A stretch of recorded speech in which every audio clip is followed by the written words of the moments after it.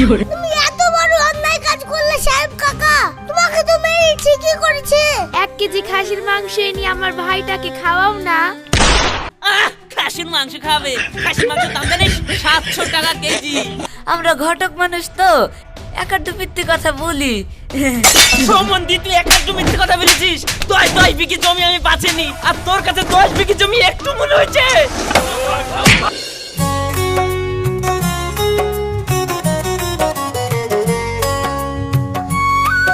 Lemma হাট করে নিয়ে চলে আসলাম। আরে দেখো এই পেঁয়াজগুলো রাস্তায় কুড়ি পেলাম, নিয়ে চলে আসলাম।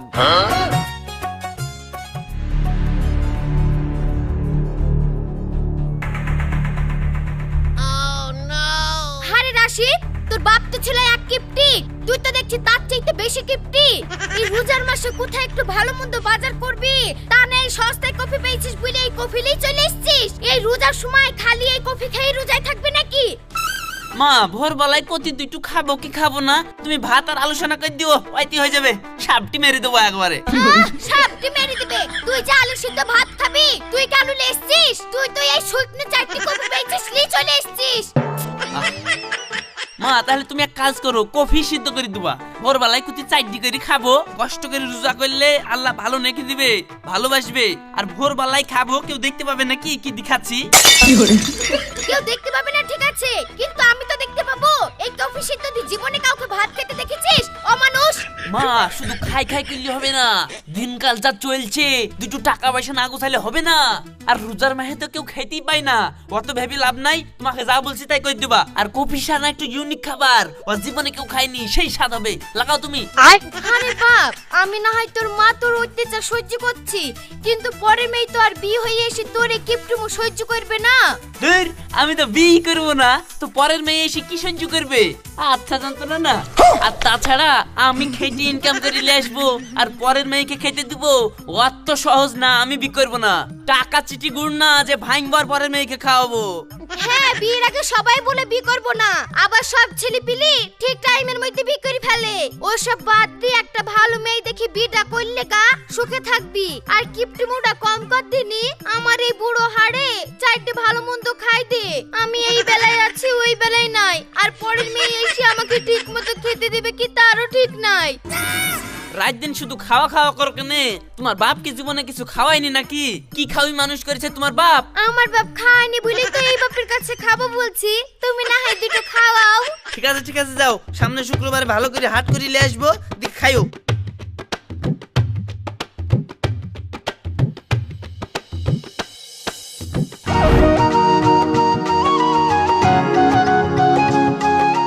ঘটক মশাই, তোমার কাছে তো যাচ্ছিল, তো দেখা হলো, ভালো হলো। বলো কি বলছো?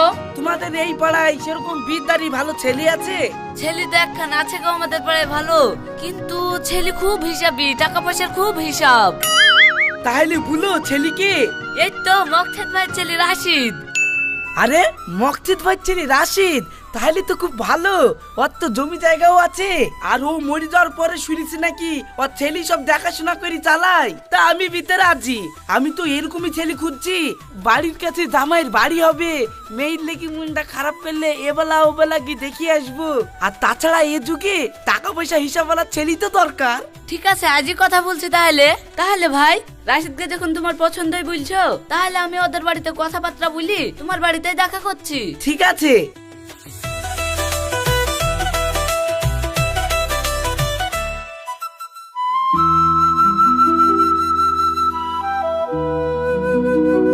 তাই না বোন, তোমাদের বাড়িতেই তো আসলাম, কিছু কথা ছিল। আসো, ঘরে উঠে বসো।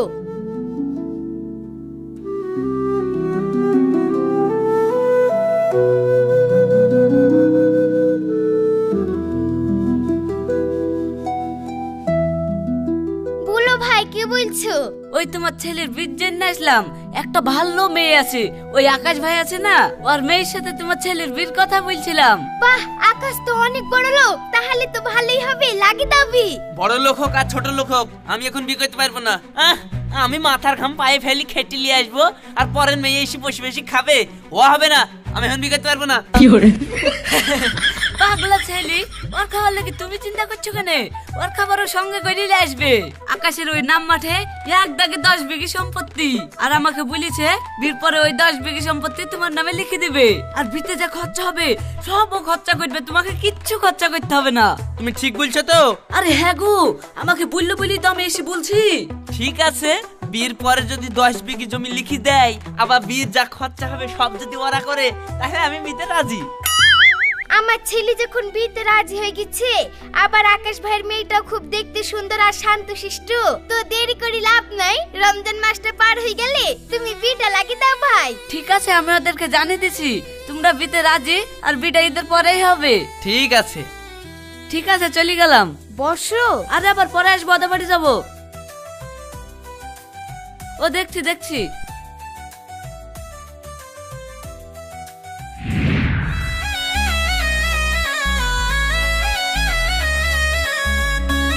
ওগো, আজকে আমাদের বাসর ঘর একটু ফুল টুল দিয়ে সাজাতে বলবা, তা না এই খালি চৌকিতে বাসর ঘর মানাই। আরে ফুল দিয়ে সাজি কি হবে? ফুল তো কাল কি শুকি চাম্বা দূর হয়ে যাবে। আর ফুল টুল দিয়ে সাজিও ফালতু খরচা করে লাভ আছে? ওই এমনি বাসর ঘর হয়ে যাবে। সে বাসর ঘর সাজালো না ঠিক আছে, তোমরা 200টা বরযাত্রী কি খেয়ে আসলা, আর আমার বান্ধবীরা কন্যা যাত্রী আসবো বলেছে, আর তুমি নাকি বলেছো একটাও কন্যা যাত্রী আসতে পাবে না। আমার বান্ধবীরা কি আমাদের বাড়ি দেখতে আসবে না? আরে পাড়ায় পাড়ায় বিয়ে হচ্ছে, তোমার বান্ধবীরা কি আমার বাড়ি চিনে না নাকি? আর কন্যা যাত্রীর দিন আসতে হবে কোনো কথা আছে নাকি? পরে একদিন আসবে, এসে বাড়ি ঘর যা দেখা দেখে যাবে। ফাইলতে লক্ষ্যে খাবি লাভ আছে? ওই টাকাটা গুছিয়ে রাখলে পরে তোমারই তো কাজে লাগবে। আমি ওইসব কিছু জানিনি, আমার বান্ধবীরা আসবে বলেছে আসবে। আচ্ছা ঠিক আছে, তোমার বান্ধবীরা যখন আসবেই বলছে, তাহলে দুজনকে পাঠিয়ে দিও, যাও এসে আমার বাড়ি ঘরটা যা দেখা দেখে যাবে। এত কিপটুমো করলে শুনো, আমি কিন্তু তোমার ভাত খাবো না। 20 জন আসবে বলেছি, 20 জনই আসবে। কি আর বলবো? ঠিক আছে, তুমি যখন শুনছই না, তাহলে আসুক।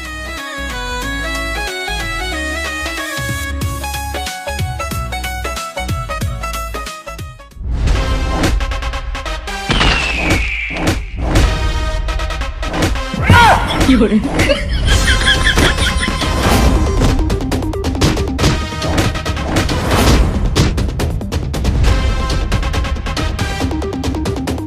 তোমরা সারা পর্যন্ত এইভাবে ঝামেলা করছো কেন? ঘরে ঘরে এইভাবে কেউ ঝামেলা করে? ঝামেলা করবো না, ওই শালা একটা আস্ত মানুষ। আজ তো অমানুষ মানে তুমি আর কি বলছো? কি বলছিস শুনো তাহলে। আরে এগুলো ফেলে দিচ্ছিস কেনে? এগুলো ভালো জিনিস তো নিলে। কি করবো ইয়া, পচা ভালো নাকি? আরে পচা কেনে হবে? চরম স্বাদ আর ভিটামিন আছে। লে লে লে লে, তুই আমার থেকে বেশি বুঝিস? হাঁটুর বয়সের লোক, সব সব কেটে নিলে। এই তুই কাট কাট কাট কাট কাট কাট। হ্যাঁ, এই যে ব্যাস, একটাও ফেলা যাবে না। এটা ফেলে দিস রে। দেখছো না পচা? পচা না, বেশি বকবে না, এবার হুঁক করে চাবি দেবো। কাট।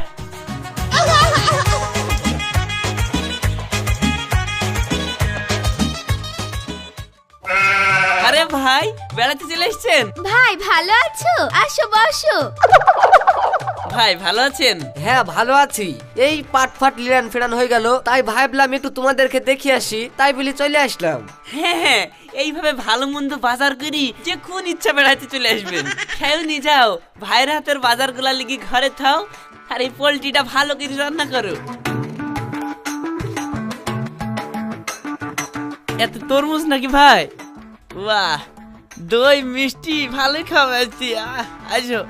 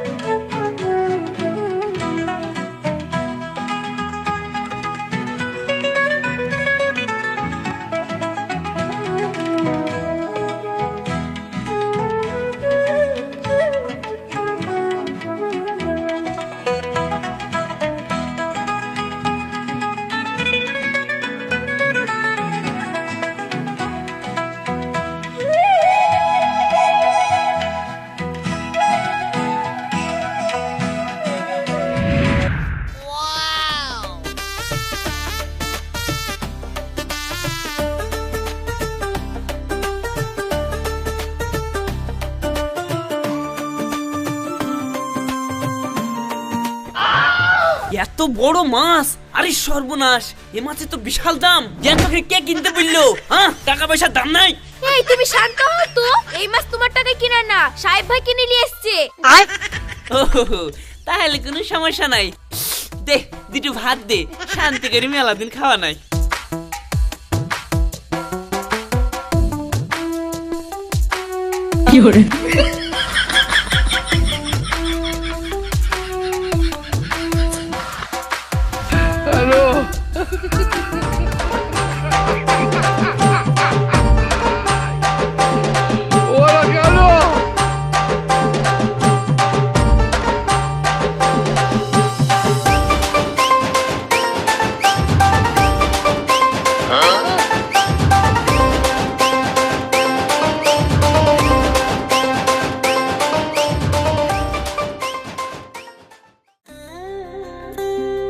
ওগো ভাই তো এদিকে 3-4 দিন আসা হয়ে গেল, তো সবই তো ওর টাকা খরচা করে খাওয়া দাওয়া করছে। তো আজ না হয় তোমার টাকা দি 1 কেজি খাসির মাংস এনে আমার ভাইটাকে খাওয়াও না। খাসির মাংস খাবে? খাসির মাংসের দাম জানিস 700 টাকা কেজি। ওদের ঠাকুরের দোকান থেকে 1 প্যাকেট সবিন নিয়েছি, রান্না করি ওই চালি দে মাংস বিলি, বলবি বিলাতি মাংস। ভাই কি মাংস খাওয়াইতে এসছে? সায়নী, এই দেখ খাসির মাংস কিনলি চলে আসলাম। তুই একটু জমি রান্না কর দিলি, আজকে শান্তি করি খাসির মাংস দি, ভাই আর আমি ভাত খাবো। ভাই খাসির মাংস নিয়ে চলে এসেছেন? বাহ বাহ বাহ, ভালো করেছেন ভালো করেছেন। খাসির মাংস দিয়ে ভাত খাওয়ার মজাই আলাদা, তাই না ভাই? তো ভাই আপনি যখন নিয়ে এসেছেন তাহলে শান্তি করে খাওয়া হবে। লাগো তুমি ভালো করে মশলা টশলা দিয়ে রান্না করো দিনই, খাওয়া হবে। হ্যাঁ খাওয়া তো হবে, আমার ভাই এনেছে, না খাওয়া হলে হয়?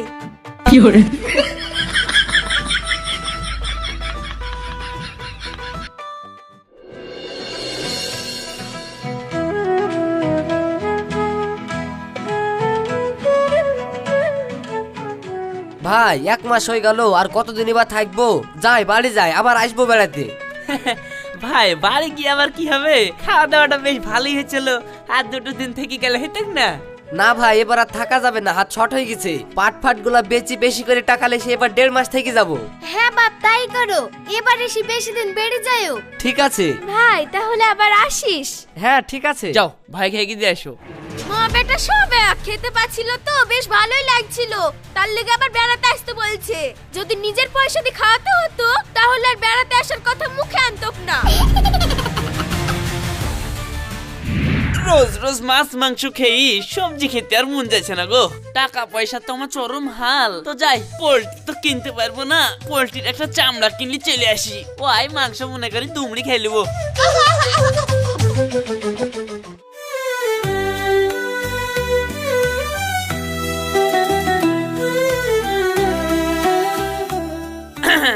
বাবা মামুন, বড় সড়ো দেখে একটা পোল্ট্রির চামড়া দিত।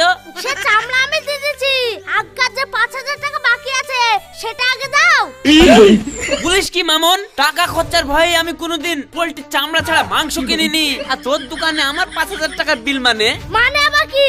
তোমার শালা গত 1 মাস ধরে তোমার নাম করে পোল্ট্রি মুরগির মাংস লি গেল, আর এখন টাকা চাইছি আর তুমি আকাশ থেকে পড়ছো।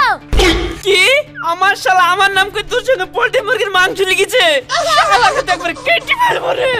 থাম মামুন, তোর সঙ্গে আমি হিসাব পরে করছি, আগে আমার ওই শালার সঙ্গে হিসাব করে আসি, আগে একবার কেটে ফেলবো। আরে ও রাশিদ ভাই, দাঁড়াও দাঁড়াও দাঁড়াও। রাশিদ ভাই তুমি তো আশ্চর্য খারাপ লোক গো। তোমাকে আমি গোটা 1 মাস মাংস দিয়ে চালালাম, এইদিকে 10,000 টাকা বিল হয়ে গেছে আর তোমার পাত্তাই নাই। টাকাটা কি তুমি দিবা না নাকি বলছো? এটা মাথায় এমনি গরমে আছে, বেশ বকাহিনী। আমি তোর সঙ্গে কখন মাংস আননু যে তুই আমার সঙ্গে টাকা চাচ্ছিস? বাহ রাশিদ ভাই বাহ, গোটা 1 মাস একদিন অন্তর একদিন তোমার শালাকে পাঠি পাঠি মাংস লিখি খেয়ে খেয়ে গর্দন ফুলি ফেললা, আর এখন টাকা চাইছে আর তুমি কিছু বুঝতে পারছো না? আল্লাহ গো, তোর কাছেও ধারে মাংস লিখেছে? আমিও সব জানিনি, তোমার শালা তোমার নাম করে গোস্ত লিখছে। টাকা কিন্তু ভাই তোমাকে দিতে হবে, নাহলে কিন্তু আমি থানায় কেস করব। ঠিক আছে যা, তোর কেস মেস করতে হবে না, ওই শালাকে আগে সাইজ করে আসি, তারপরে তোর টাকা আমি দিয়ে দিব। যা, খাওয়ার বেলায় খাবে, টাকা দিবে না। আয়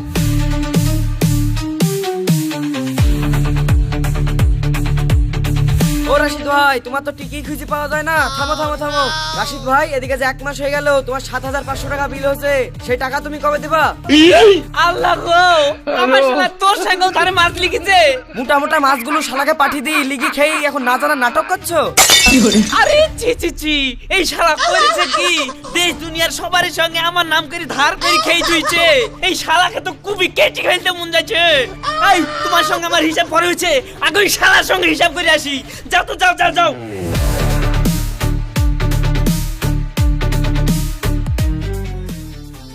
দয়াল বাবা কলা খাবা গাছ লাগায়া খাও, পরের গাছের পানে কেন মিটমিটাইয়া চাও বাবা রে। ওই ওই ওই ওই ওই, পরের গাছের পানে কেন মিটমিটাইয়া চাও বাবা রে।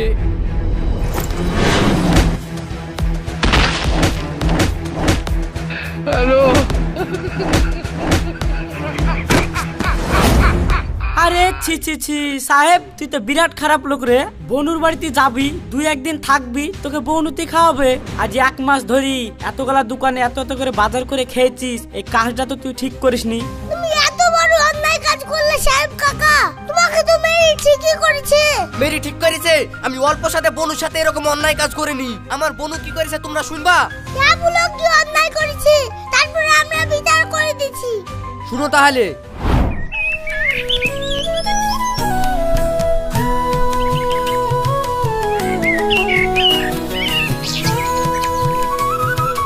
আব্বা, আমি তো পেঁয়াজের ব্যবসা করছি, আর আপনারও পেঁয়াজ ঠিক পড়লো। এবার বাইরের কোনো দালালের হাতে দিলে কখন টাকা ফাঁকা মেরে দিয়ে পালিয়ে যাবে, তার থেকে পেঁয়াজটা আমাকেই দেন, আমি বেচে কিনে এসি আপনার হাতে টাকাটা তুলে দেবো। হ্যাঁ বাপ, তাহলে তো ভালোই হয়। আমারও পেঁয়াজগুলা বেচালে চিন্তা ছিল, তো তুমি যখন চাচ্ছো তাহলে পেঁয়াজগুলা কেটে প্যাকেট করা হয়ে যাক, তারপরে তুমি লিগি ওজন করে বেচে কিনে আমাকে পয়সা দিও। ঠিক আছে আব্বা, তাহলে আমি বিকালে লরি ভিড় দিই, একবার টিয়ার করে লি চলে যাবো। ঠিক আছে।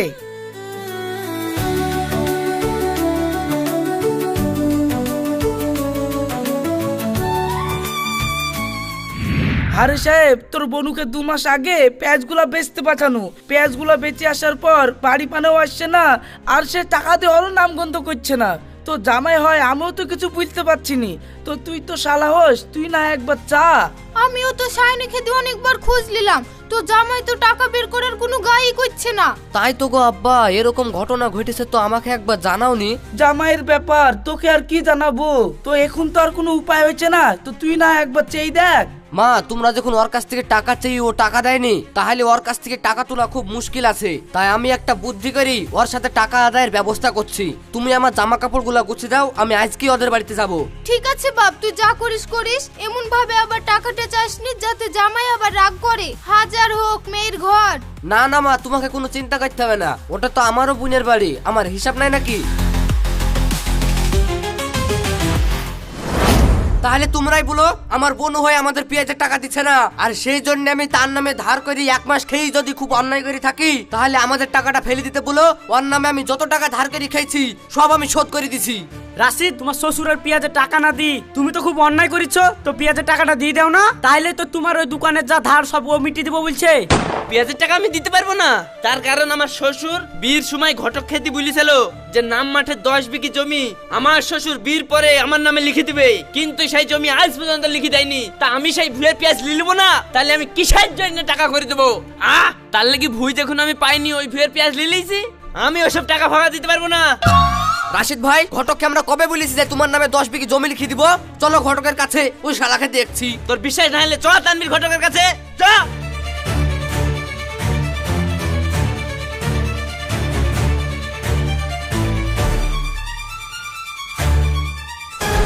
এই শালার ঘটক, তোকে আমরা কবে বলেছি যে রাশিদের সাথে আমার বোনের বিয়ে হলে রাশিদকে আমরা 10 বিঘি জমি লিখে দিব?